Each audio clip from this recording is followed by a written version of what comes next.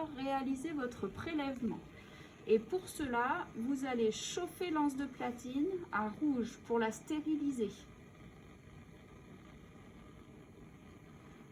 Pour pouvoir la chauffer, on se met en haut du cône de chaleur de la flamme. Si vous vous mettez ici, ça ne sert à rien, ça ne chauffe pas du tout, c'est l'arrivée de gaz. Donc du coup, on cherche le haut du cône, vous voyez, pour pouvoir stériliser à chaud.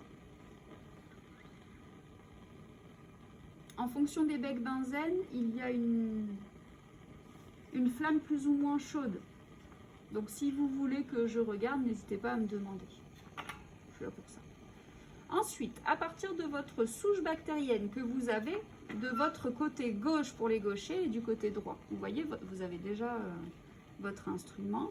Vous allez la mélanger un petit coup pour la réhomogénéiser avec votre petit doigt qui tient l'anse de platine. Vous allez prendre le capuchon du tube à hémolyse et ouvrir tout ça dans la zone d'asepsie qui est d'environ 30 cm autour du bec. On passe le tube à la flamme rapidement et ensuite on plonge l'anse de platine dans le milieu de culture. On referme et là au milieu, dans le petit rond de l'anse de platine, on a environ 10 microlitres et on peut voir la goutte de suspension qui est dedans. D'accord ?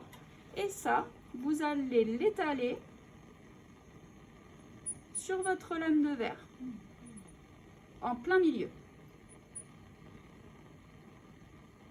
Ça va ? Pas la peine de faire un énorme spot. Et comme votre anse a été contaminée avec de la bactérie, on la restérilise. Vraiment, pensez systématiquement à stériliser avant et après utilisation de l'anse de platine.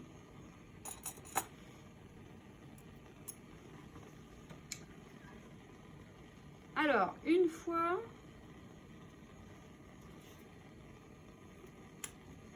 que vous avez déposé vos bactéries, vous allez devoir sécher vos bactéries pour les fixer sur la lame. Plusieurs possibilités sont autorisées. Moi, celle que je réalise, mais je suis ouverte à d'autres possibilités, c'est d'écraser la lame sur la flamme pour chauffer. Vous l'avez normalement dans les... Alors, je sais pas, peut-être que sur le...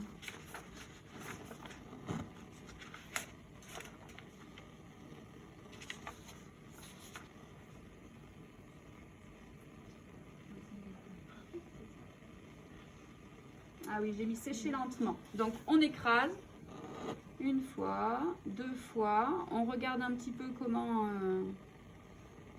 évolue ma goutte de suspension qui est en train de sécher. Et souvent, il suffit d'écraser une troisième fois pour que la goutte finisse de bien sécher. Une fois qu'elle est sèche, on voit un espèce de dépôt blanchâtre en plein milieu de la lame. Je ne sais pas si vous pouvez voir. Ça fait comme du calcaire. D'accord ? Vous voyez, il joue avec... voilà. Et donc ça, vous pouvez attendre, parce que les bactéries sont fixées et sont mortes. Vous pouvez attendre d'avoir fini les manips que vous êtes en train de réaliser pour faire le gramme ensuite. Ok, comme ça finit de bien sécher et ça laisse la lame refroidir aussi. Du coup,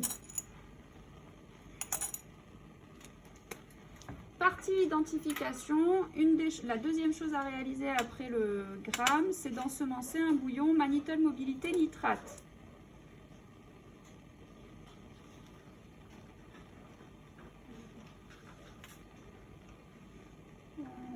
Alors, il y a Maxime Odon et puis... Clergen 12, CG. CG. Ok.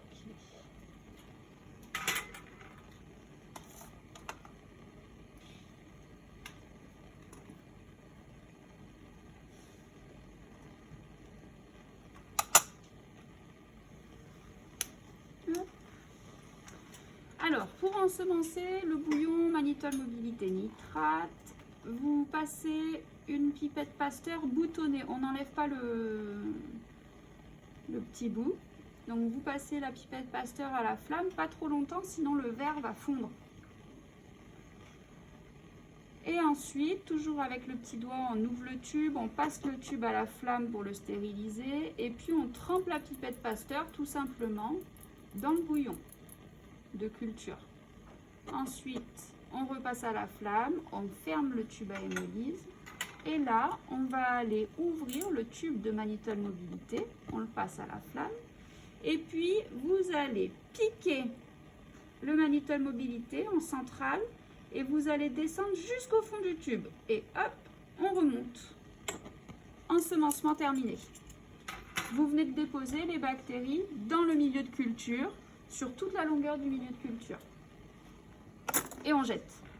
Lance de la pipette Pasteur qui est contaminée. Et je vous demande enfin de réaliser un réisolement sur une gélose Triptychas soja, qui sont toutes séchées, hein. Ne vous inquiétez pas, n'attendez pas de le faire, par la méthode des cadrans. Alors, on va refaire ce qu'on a fait la semaine dernière, ça a super bien fonctionné. Du coup, vous restérilisez votre anse de platine à fer rouge. On attend que ça refroidisse surtout, sinon vous allez tuer vos bactéries.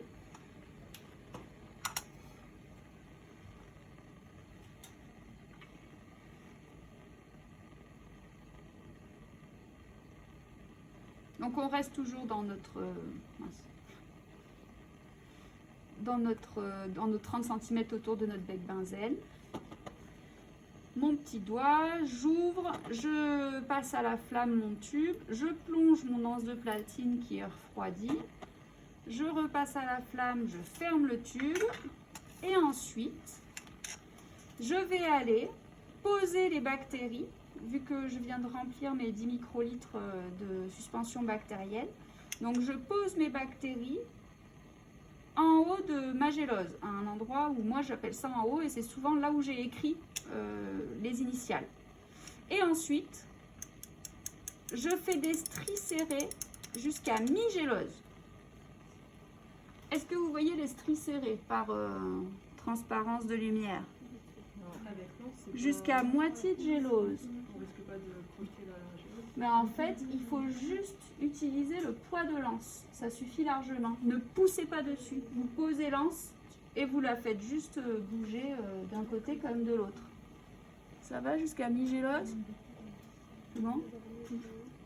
Ensuite, je stérilise mon anse.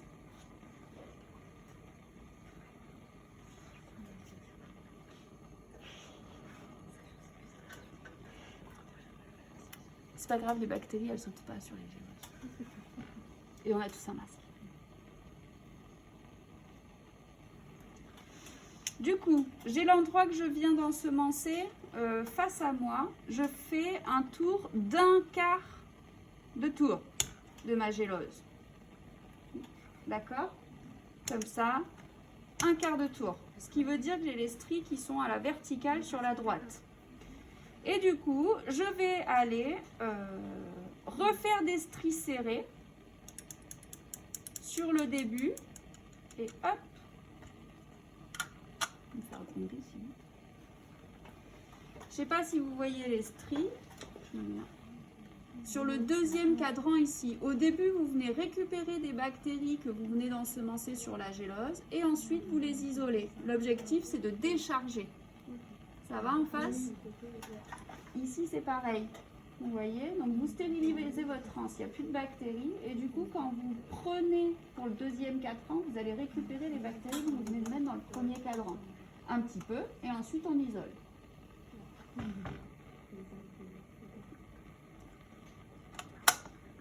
On restérilise pour réenlever toutes les bactéries qu'on a.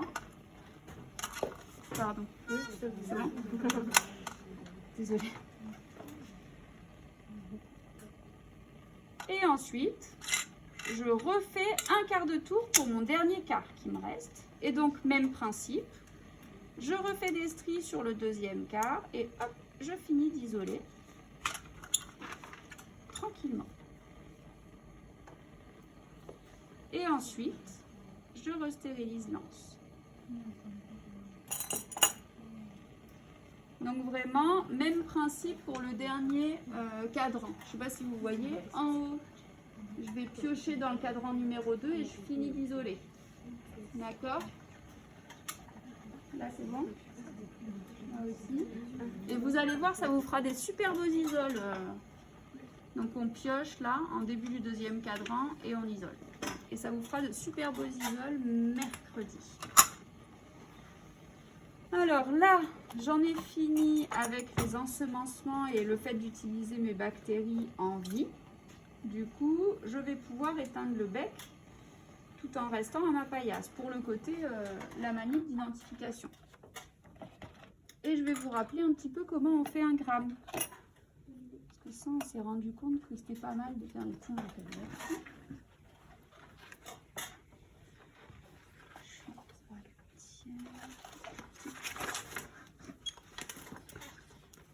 Alors, vous avez par binôme un bac à colorants et normalement, vous avez les colorants qui sont dans le bon ordre, mais on va regarder, il faudra bien vérifier quand même. Du coup, je vais juste par rapport aux fiches techniques que vous avez, je vais juste changer les temps de coloration pour que ça puisse aller plus vite pour vous. Au lieu de 20 secondes, en gros, vous mettez 10, à chaque fois que vous voyez 20 secondes, vous mettez 10 secondes. Là, page 8. Le coloration de gramme, c'est le deuxième gros paragraphe. Là. Et à chaque fois que vous voyez 20 secondes, vous barrez, vous mettez 10 à la place. Du coup, première étape, coloration en violet avec le violet de gentiane.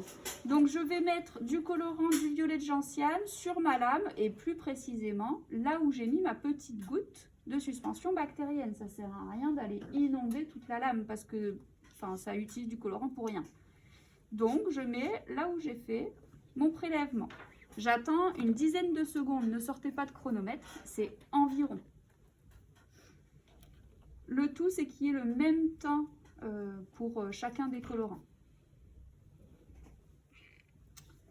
Une fois que les 10 secondes sont à peu près passées, j'incline ma lame avec la pince parce que j'ai affaire à des colorants qui sont cancérigènes, mutagènes, reprotoxiques. Et je rince à l'eau.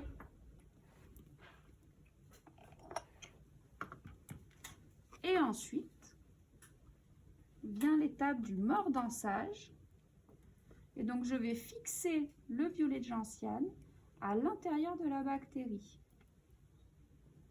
Avec du Lugol, c'est orange. Pareil, 10 secondes. Et vous verrez, ça marche très bien.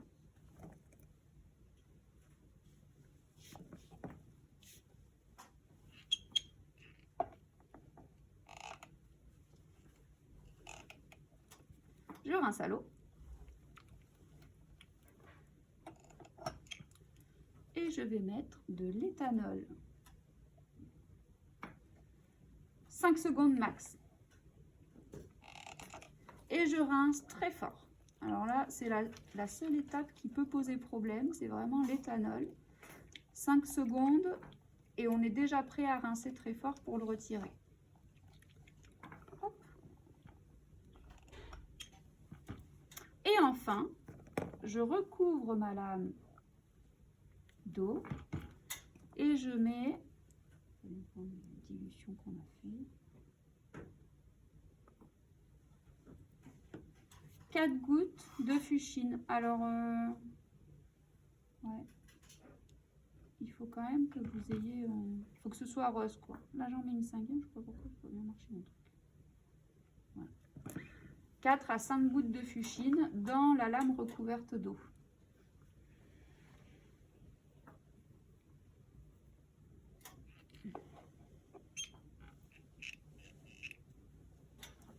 Est-ce que vous pouvez me passer un petit peu de sopalin s'il vous plaît? Et hop, je rince une dernière fois ma lame.